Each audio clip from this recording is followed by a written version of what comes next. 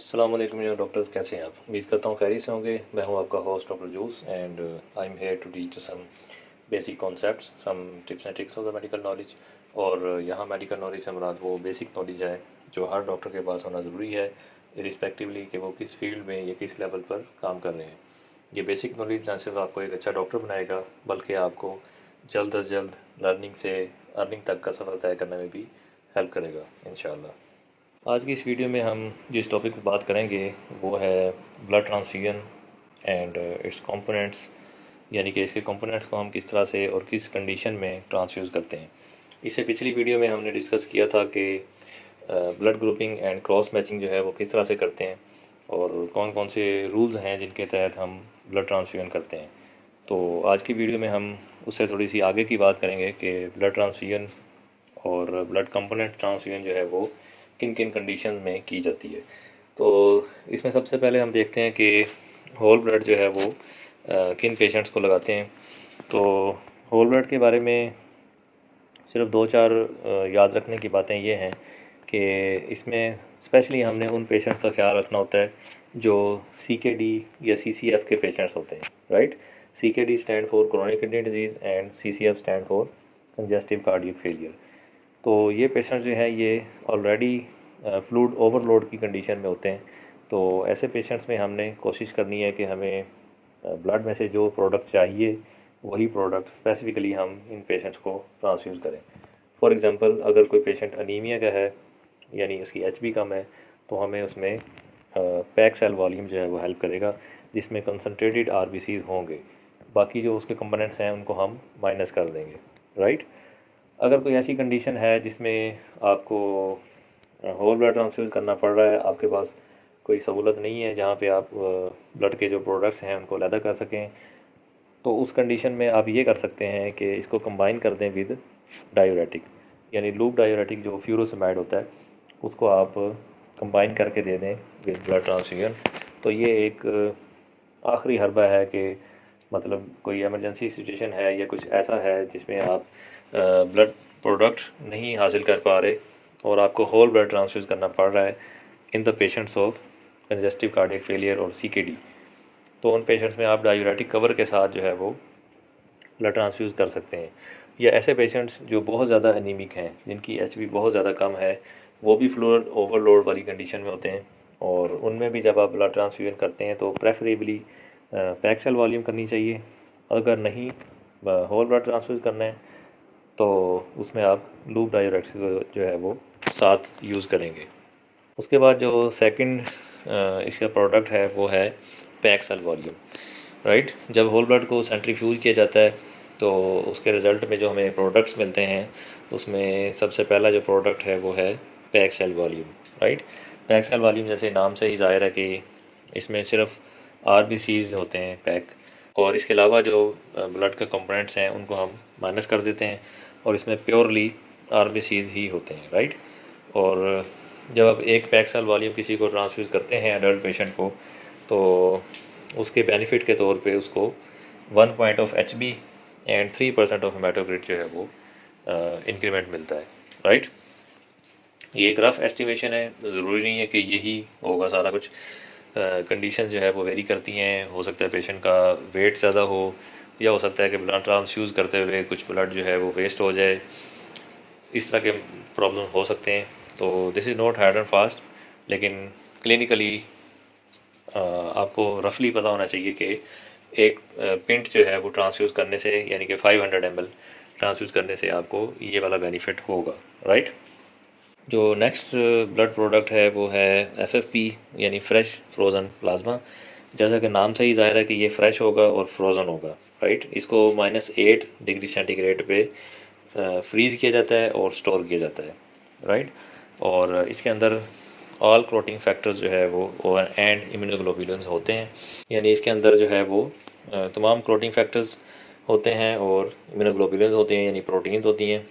और इसको हम यूज़ करते हैं as antidote of warfarin overdose या एंटीथ्रोम्बिन 3 डेफिशिएंसी, या हम TTP के पेशेंट्स में देते हैं जिनमें एक्टिव ब्लीड हो रहा हो, तो उनमें एक्टिव ब्लीड को रोकने के लिए जो है वो FFPs का सहारा हम ले सकते हैं, राइट। या कोई भी ऐसा पेशेंट जिसमें नंबर ऑफ़ प्लेटलेट्स जो है वो कम है, that is moderate to severe deficiency. Moderate deficiency is less than 1 lakh and severe deficiency is less than 50,000 platelets, right. तो ऐसा कोई पेशेंट है जिसमें आपको रिस्क है कि ये ब्लीड कर सकता है और उसका कोई प्रोसीजर भी करना है, तो ऐसे पेशेंट्स में for the time being bleeding को प्रिवेंट करने के लिए जो है वो फ्रेश फ्रोज़न प्लाज्मा को ट्रांसफ्यूज़ किया जा सकता है, राइट। ब्लड का जो नेक्स्ट प्रोडक्ट है वो है क्रायोप्रेसिपिटेट। ये फ्रेश फ्रोज़न प्लाज्मा से मिलता जुलता होता है, लेकिन इसके लिए थोड़ा सा ज़्यादा सेंट्रीफ्यूगेशन और कुछ और थाइंग प्रोसेस होते हैं जिनमें से ब्लड को गुजारना पड़ता है, और उसके बाद है जो हमें प्रोडक्ट मिलता है उसको हम क्रायोप्रेसिपिटेट बोलते हैं। और क्रायोप्रेसिपिटेट और एफएफई में थोड़ा सा डिफरेंस ये है कि एफएफईज जो हैं उनमें एज अ होल सारे के सारे क्लोटिंग फैक्टर्स थे, जैसा कि हमने डिस्कस किया, और क्रायोप्रेसिपिटेट जो है वो उसके अंदर कॉन्सनट्रेटेड क्लोटिंग फैक्टर्स होते हैं लेकिन लिमिटेड होते हैं, लाइक फैक्टर 1, फैक्टर 8 जिसकी डेफिशिएंसी से हीमोफीलिया होता है, वॉन विलर फैक्टर जो फैक्टर 8 के साथ मिलकर काम करता है, एंड फैक्टर 13। ये फैक्टर्स जो हैं ये क्रायोप्रेसिपिटेट के अंदर रिच होते हैं, राइट। और इसको हम क्लिनिकली यूज़ करते हैं डीआईसी के ट्रीटमेंट में, राइट। या अगर किसी स्पेसिफिक फैक्टर की डेफिशिएंसी हो, जो कि हमने डिस्कस किया, फैक्टर 1 है, फैक्टर 8 है, फैक्टर 13 है, या वॉन विलर फैक्टर है, इनमें से अगर किसी फैक्टर की डेफिशिएंसी हो तो अब हम क्रायोप्रेसिपिटेट यूज़ करते हैं, या अगर पेशेंट जो है वो डीआईसी में हो तब हम क्रायोप्रेसिपिटेट यूज़ कर सकते हैं, राइट। एफएफपी भी यूज़ कर सकते हैं एंड क्रायोप्रेसिपिटेट भी यूज़ कर सकते हैं। क्रायोप्रेसिपिटेट जो है वो आपने टीटीपी के पेशेंट्स में नहीं देना, क्योंकि टीटीपी में एज़ यू नो, क्योंकि अगर टीटीपी की वीडियो आपको याद हो तो उसमें मैंने बताया था कि उसमें एक एंजाइम की डेफिशिएंसी होती है जो कि वॉन विलर फैक्टर को पॉलीमर नहीं बनने देता इन नॉर्मल पेशेंट्स, राइट। तो जो टीटीपी के पेशेंट्स हैं उनमें ये एंजाइम डेफिशिएंट होता है, तो अगर उन पेशेंट्स में आप क्रायोप्रेसिपिटेट देंगे तो एज वी डिस्कस्ड कि इसके अंदर वॉन विलर फैक्टर जो है वो काफ़ी ज़्यादा क्वांटिटी में है, तो अगर आप इन पेशेंट्स को देंगे तो उसमें पॉलीमर्स बनने के चांसेस बढ़ जाएंगे और हो सकता है कि उस पेशेंट को नुकसान हो, राइट। यानी थ्रोम्बोएम्बोलिज्म वाला फिनोमेना जो है वो उस पेशेंट में हो सकता है। तो क्रायोप्रेसिपिटेट के बारे में आपने ये याद रखना है कि ये आपने टीटीपी वाले पेशेंट्स में यूज़ नहीं करना, राइट। और डीआईसी वाले पेशेंट्स में यूज़ कर सकते हैं। ये देखें, एफएफपी या क्रायोप्रेसिपिटेट जो है वो आपको इस तरह का मिलेगा और वो फ्रोज़न फॉर्म में होगा, राइट, क्योंकि वो -8 डिग्री सेंटीग्रेड पे स्टोर किया जाता है। तो जब आपको ब्लड बैंक से आप लेंगे तो वो आपको फ्रोज़न फॉर्म में मिलेगा। ब्लड का जो नेक्स्ट प्रोडक्ट है वो है एल्ब्यूमिन, और एल्ब्यूमिन जो है वो 20% ऑफ ब्लड वॉल्यूम बनाता है। दिस इज़ प्लाज्मा डेरिवेटिव, या इसको प्लाज्मा एक्सपेंडर भी बोलते हैं, राइट। और इसको हम यूज़ करते हैं लिवर डिजीज़ के पेशेंट्स में, नेफ्रोटिक सिंड्रोम के पेशेंट्स में जिनमें एल्ब्यूमिन की डेफिशिएंसी होती है, और एल्ब्यूमिन डेफिशिएंसी की वजह से उन लोगों में एडिमा हो रहा होता है, ब्लड प्रेशर जो है वो फॉल कर रहा होता है और इस किस्म के मसाइल होते हैं।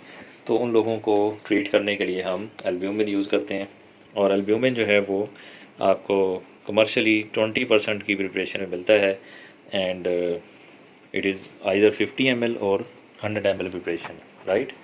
ये देखें, ये एल्ब्यूमिन है, मैंने आपको बताया कि 20% प्रिपरेशन में आती है और ये 50 ml या 100 ml की वायर होती है, राइट।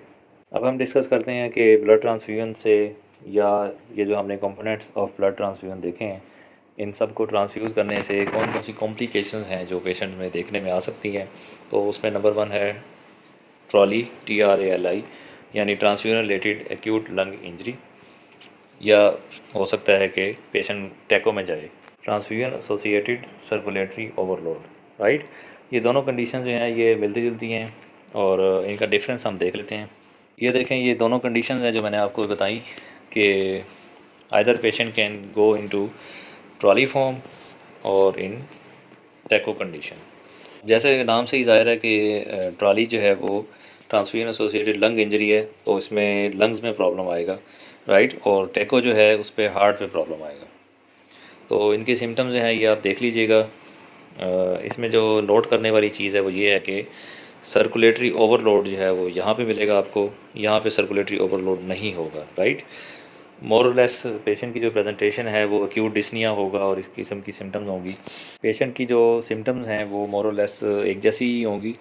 इसमें देखें जो चीज़ें ओवरलैप कर रही हैं वो ये हैं कि रेल्स होंगे पेशेंट में, यानी चेस्ट में आपको क्रेफ्ट्स मिलेंगे, फाइन क्रेफ्ट्स, और पेशेंट जो है वो एक्यूट डिस्निया की फॉर्म में होगा। पेशेंट हाइपोक्सिया यानी सेचुरेशन भी ड्रॉप कर रही होगी। एक्यूट पल्मोनरी एडीमा या फ्लैश पल्मोनरी एडीमा मिल सकता है, और बायलेटरल डिफ्यूज़ इन्फिल्ट्रेट्स मिलेंगे आपको in the chest X-ray, right. ये वो सिम्टम्स हैं जो दोनों अ, दो ये वो सिम्टम्स हैं जो दोनों तरह के पेशेंट्स में जो है वो ओवरलैप करती हैं। इसके अलावा जो डिफरेंस है वो ये है क्योंकि टैको के अंदर जो है वो पेशेंट के हार्ट पे प्रॉब्लम आ रहा है, तो बीएनपी जो है वो बहुत ज़्यादा रेज्ड होगा एज़ कम्पेयर टू ट्रॉली वाले पेशेंट्स, राइट। और इसी तरह टैको वाले पेशेंट जो हैं उनमें जेवीपी रेज्ड होगा, जबकि ट्रॉली वाले पेशेंट्स में जेवीपी रेज नहीं होगा, राइट।